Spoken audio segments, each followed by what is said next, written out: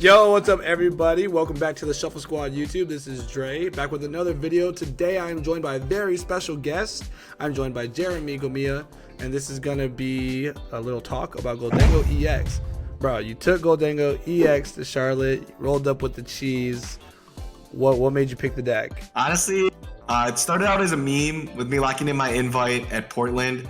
I was like, let's just play Gholdengo. I just kept saying that as a joke all weekend. And then it actually became a reality. I started testing it with my brother a lot. And then we kind of realized we were like, if we could sit on our path outs, Tina's okay. Charizard's pretty free. And then pretty favored into Mew. Any variant, if you have the Spiritomb, makes it difficult for them to set up. So, I mean, it started as a meme and then it just actually had some pretty good validity. So we were like, all right, well, this is the perfect time to play a deck like this. So just sent it. My brother finished really well and then I had so much fun. Luckily, I was able to make day 2, so. Yeah, both of you guys finished really well. Like, your brother got 30th. You got what? Yeah. You got. I bubbled 28, 33rd, 133rd to be exact. Right. Yeah, started out with basically a couple ties that like didn't need to happen. Long story short, played like a Gardevoir Mewtwo V Union, so and playing like 3 full games. I was going as fast as I could, but I mean, there's so much control you have over like a matchup like that. Yeah. Or Miraidon could be lengthy because they can't one-shot you, and that's exactly what happened. There was a lot of turns, so yeah. Unfortunately, just some ties I didn't want to take, and then lost to some really good players, like lost Isaiah Brandner. I mean, no shame of that. No, of course not. Bricked a couple times, unfortunately, against like a couple other decks. But yeah, ultimately, like I felt that the deck always had a way to stay in the game. It was so much fun. And then just the unlimited draw power, it actually was pretty strong. And you could pull off some crazy combos considering you could have like half your deck in your hand at any given time. So Right. And then like the deck was like definitely like a meme at first, but like when you sit back to think about it, like the draw power it has is actually really insane as long as you're able to keep bumping paths. And then you basically have like zero. You have like no damage cap. Like you can like just depending on how much energy you play, I guess. But like you play like what 10 energies in the deck, so I mean, you can output if you got all 10 energies somehow like 500 damage. So like. Yeah, you're gonna be able. You can reach for one shots on anything in the game. So it's like when you sit back and think about it, it has a lot of like ways, and then you can always like with the Palkia use the Ninja against single price decks, all that good stuff, right? So let's talk about the list specifically. Like, so what kind of made you settle on this build? Like, yeah, this is the way we're to play Gholdengo, because there's a lot of like flux in the air right now of like what is the 60 for Gholdengo, and it seems like you and Jarek came up with a pretty solid 60. I know his is slightly different. Yeah, his is a little bit different, and I'll go into that too. Yeah, but you guys came into it, but it's pretty much almost built exactly the same way, just slight text different, right? Yeah, it was text like things that we felt that we need a little bit more, a little bit less. By the end of the weekend, my brother was definitely right on his text. I was definitely wrong on that couple, but that's totally cool. But yeah, I'll dive into kind of what we cooked up, kind of how it's looking, the purpose for everything, and go from there. So obviously the Palkia is pretty solid. It helps you set up your Greninja. It's pretty good turn 2 attacker without having to allocate resources, just because Gholdengo you prefer not to attack with early because getting rid of energies, things like that. You just have to do a lot of moving pieces, where if you could just swing with Palk a couple times, depending what you're playing, it's pretty solid while you get set up, and then you could evolve all your ghouls on the bench, get your Dangos going, get your draw power, start thinning really well. I know a couple people are on 2-2. We just didn't feel that there was enough space. For me, I just did 1-1 and a heavy ball, and then my logic for it was like, I'll have heavy ball for the Palkia, Spiritomb, Manaphy, Ninja. Play a lot of one-ofs, so heavy ball just kind of seemed to make sense. So yeah, I went with 1-1 Palk. As I mentioned before, Radiant Greninja is a super strong attacker paired with Palkia V-Star. Concealed cards, obviously. Playing 10 energy, it's pretty easy to have it. Draw with 2 every single turn. Spiritomb helps us get set up against Mew, helps shut them down. Manaphy, of course, block the bench, protect our ghouls early game. And then 4 Gimme Ghouls, 4 Gholdengos, pretty standard. Getting them all set up, trying to draw a bunch. get them all ready, and then have that unlimited draw power pretty much ready for the late game. Right. So so let's get into the trainers now. So what is sure. I mean, obviously the biggest like way to attack Gholdengo is Roxanne, Judge, or Iono Path, right? So what did we do to combat that? Yeah, so to get past that, actually, shout out to teammate Cal. He actually helped me have this approach a little bit more against Tina, where we weren't necessarily using our path outs just to use them. So there would be times where like maybe I could gust up a Giratina V-Star, but I had a knockout on a Giratina V, so I'm still staying in the 2-prize race if I don't overextend and try and find like another super energy retrieval or like a vessel. So I could just sit on my worker. There's no reason to just play it. Like if I play no supporter for turn, that's totally fine. So doing that, I found myself in a situation a lot where I would have so many outs to Path to the Peak, especially because specifically I teched in Lost Vacuum. I thought Tina was a little bit harder of a matchup. So I'd Lost Vacuum. So one of Lost Vacuum was searchable through Irida, played 2 Irida. So Irida was good for setup. And then also late game wasn't too bad to have. That's already 3 outs the Path, and then 4 workers, 4 Pokestops. You have 11 outs the Path as long as you don't get super unlucky and thin your deck properly before getting into Roxanne range. It's actually not that hard to get out of. Of course, like anything could happen for sure, but you could definitely give yourself really good odds of getting out of the Path for sure. Yeah, I mean you have 11 path outs, so I mean odds are you should be able to draw out of it. Yeah, exactly. And typically like throughout the game you'll naturally play 2 workers or like a worker in Irida, so it's pretty convenient. Late game before you activate Roxanne, the key thing I would always try to do is Pal Pad. So then let's say like if I worker twice, got rid of 2 of their Path to the Peaks against Tina, standards 3, like if they have 1 more and I Pal Pad both my workers back in and I'm set on everything else, now I have like 11 outs and I burned through over half my deck.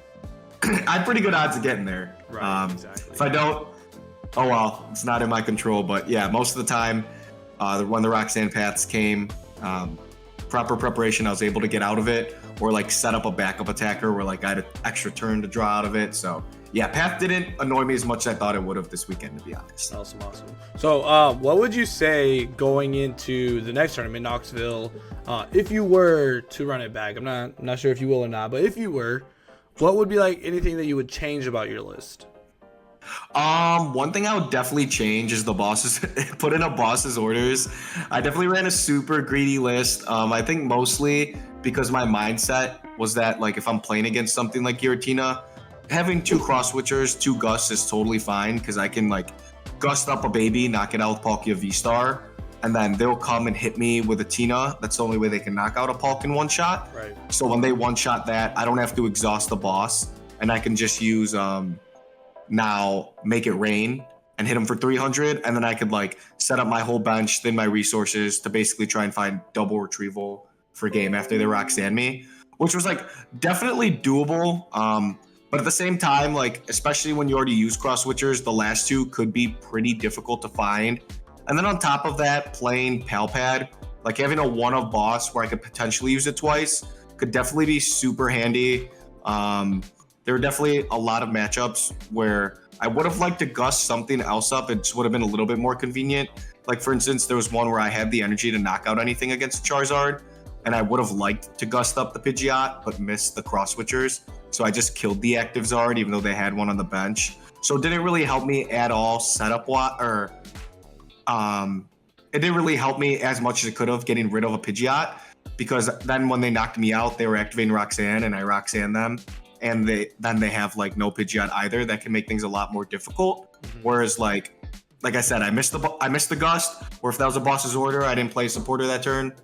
That could have easily been bringing up a Pidgeot, making my game a little bit easier. And then just a one of boss, definitely super good to have. And I think at the same time, I got super locked into cross switcher clone. I didn't even think like I could just boss and clone. It's the same thing. Right. So right.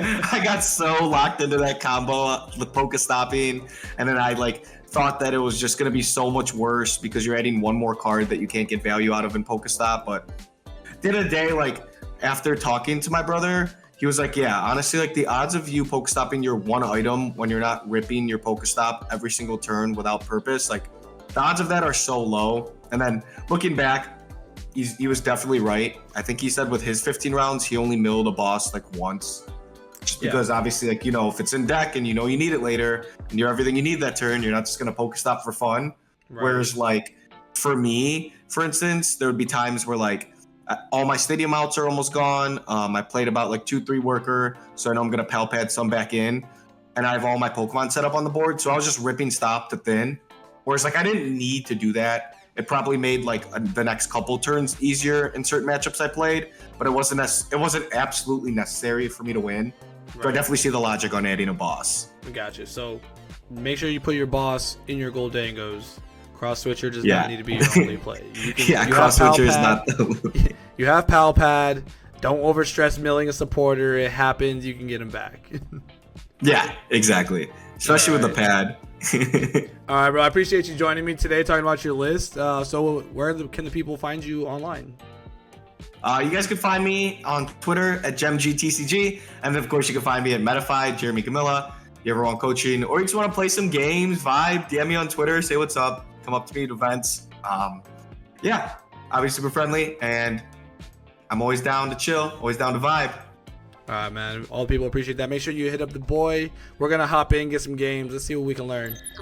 Hey trainers, tired of having too many cards lying around? I know that feeling, and I know what a hassle it is to try and sell those cards. But selling bulk is now easier than ever with TCG Bulk. Find tons of potential buyers in a single place. You just download the app, look for the best buyer near you, and carefully pack your bulk, ship it, and you get paid. It really is that simple. Turn the cards you don't want into the cards you absolutely need for your next deck.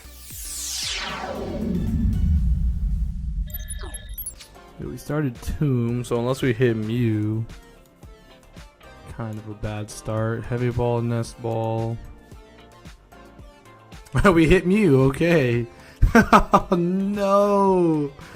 Oh, that's gotta feel so, as a Mew player, I know that's gotta feel so bad. Oh man.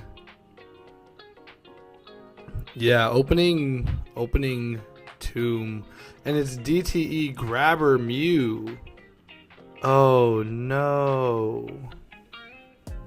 Yeah, that's gotta feel bad. That has got to feel bad. They have a Seal Stone, so they can get a Mew, they can get DTE, whatever they're missing next turn. Put the Choice Belt on the bench one. They have Fusion Energy, so they can draw 3. Ooh, okay. Dang, the 1 Fusion Energy in hand is crazy. Alright, well. It's gotta feel better than it did. Let's go ahead and play our Heavy Ball. So we prized our Palkia. Nothing else too detrimental. Do that. Play our Nest Ball. I think we have to grab our Ninja here. We already know our prizes because we just looked at them. Let's go ahead and draw off Concealed.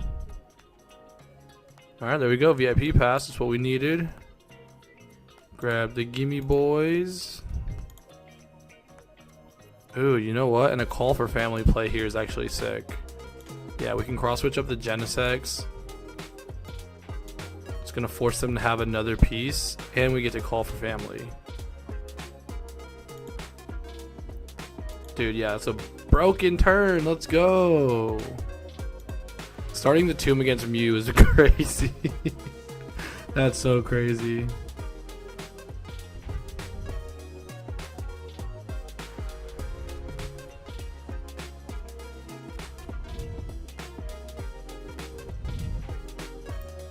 Let's see what they do.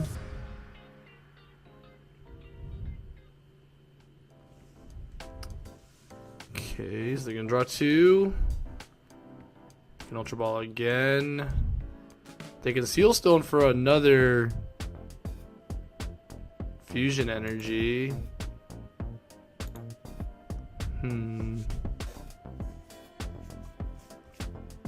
Or Alessa's. Yo, okay, so is this Fusion? This is Fusion with Grabbers, so they have 1 for yeah, this is Fusion.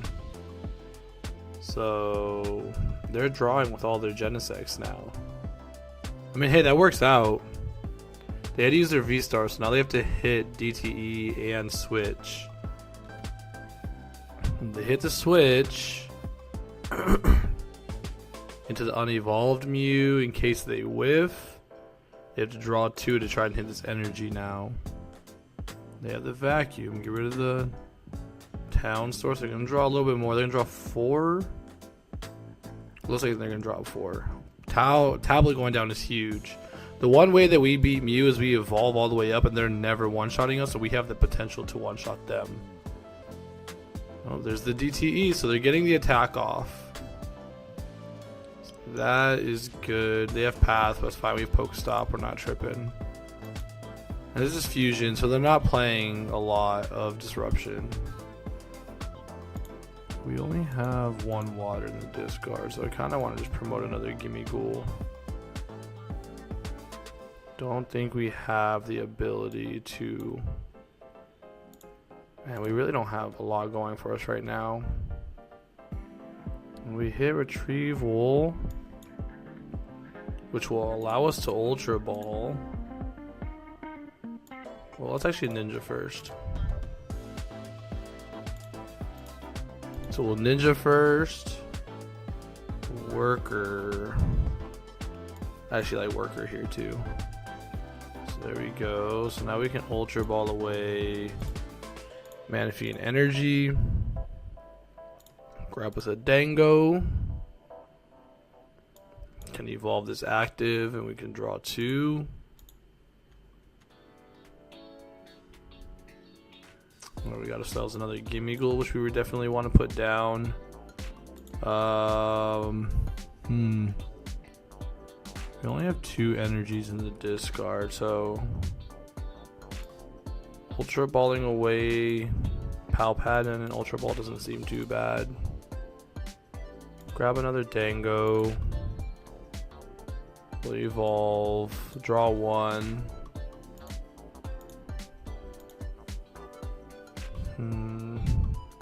Another Pokestop. With only 2 energy in the discard, I kind of don't want to try to. I'm not going to hit enough to really do any kind of damage. I'm kind of okay. They used Technoblast, or did they do? They had to use Technoblast to get that knockout. So now they have to have another switch out. I think I'm okay with that.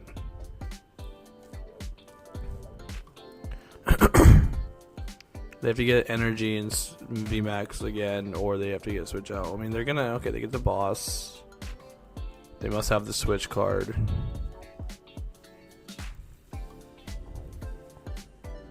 Okay, getting rid of the supporters. Grab another Mew so they could draw more with the Genesects. I mean, this is good. It's a good play by the Mew player. Do they hit another VMAX? They do, but they also need a tablet now.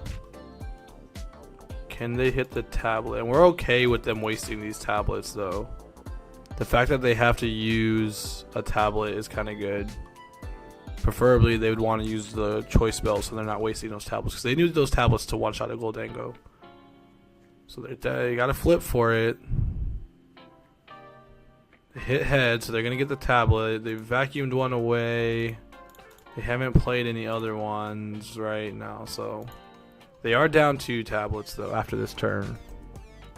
So the most they'll be able to hit our Gholdengos for is 240, which is not enough.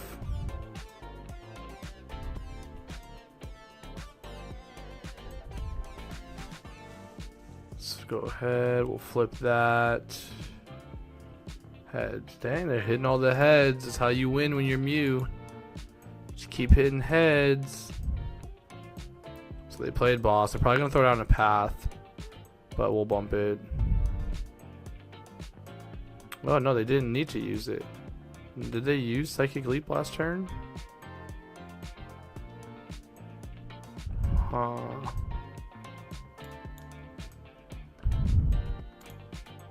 Did I miss the switch out? Not sure. Alright, so we'll concealed cards. There's that. It's another Dango. We'll draw some more cards. Alright, it's coin bonus again. There's a V-Star we don't need anymore. It's coin bonus again. Oh, we've got a lot of retrievals going on. We've got only 3 energies, man. Where's all the energy? There it is. Dang it. We don't have any Ultra Balls, which is pretty tough.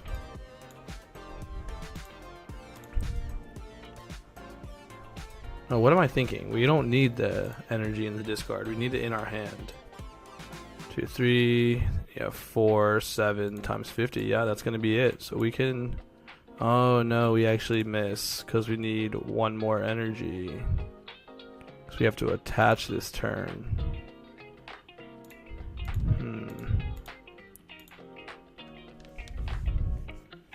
So we really only have 6. Well, we're gonna have to just go for it.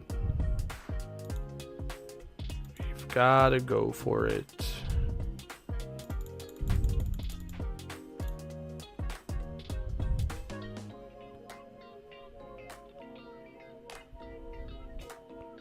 Alright. See how they're on resources. They've already used the boss. They probably have the tablets in hand. That's what they went to go grab. Just gonna thin. Probably grab their third VMAX. Thin it out the deck. Nope, not the deck.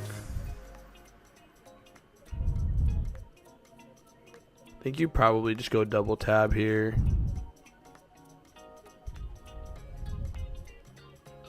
I'm drawing 1. Unless they have tabs prized and they're not really drawing. Hand seems to be pretty clunky. There's the boss. They're gonna go after a single prizer so they can try and clean up on one of our dangles for a game. That's what it seems like the play is. Which is cool because we can promote Tomb. Oh, they're gonna throw the pal pad boss back in. Now they're gonna retreat. Nope. Draw 1 more. Okay. Lost vacuum away the Pokestop.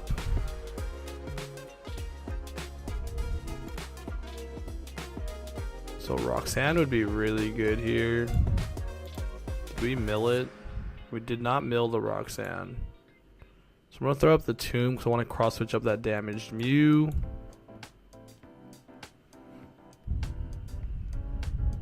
Just Cologne doesn't do much for us. Let's cross switch up this guy. We'll throw up this guy. We'll coin bonus. Alright, come on. Give us Roxanne. Actually don't even know if Roxanne's prized or not. Well, it's not there. So we have 6 energy in the discard. We can get rid of the Dango and Cologne. We can grab all of these. I think we just go ahead and attach this to the backup. We really don't want to be without bump in case they throw down path if they whiff. Of course we hit the Roxanne. Alright, well, I think it's pretty low odds they don't have the necessary tablets in hand. There's 3 in the deck. They just need to have 2. It's very possible for them to just beat us here. Taking out the Ninja was a good play too.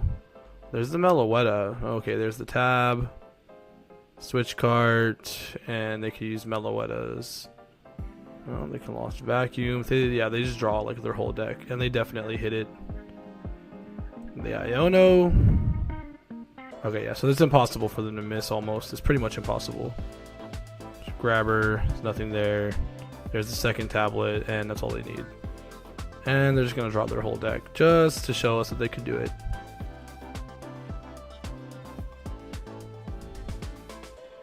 Yep. Draw the whole deck. Hit everything you need.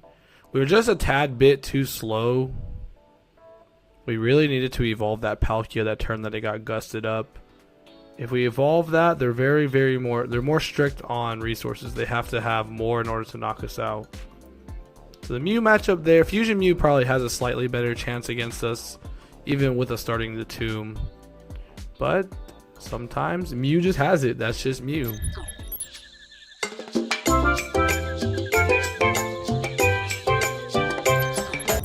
You made it to the end. Thank you so much for watching this entire video from the Shuffle Squad. Honestly, from the bottom of our hearts, we appreciate each and every person that supports our content, watches what we have going on every single day, every single week, even from time to time, and continuously allows us to have a forum to project our creative content towards the Pokemon TCG community. So if you haven't already, be sure to give this video a like, subscribe to the channel, and even leave a comment to help boost the YouTube algorithm. That being said, we'll catch you with our next video. Thanks again. Take it easy.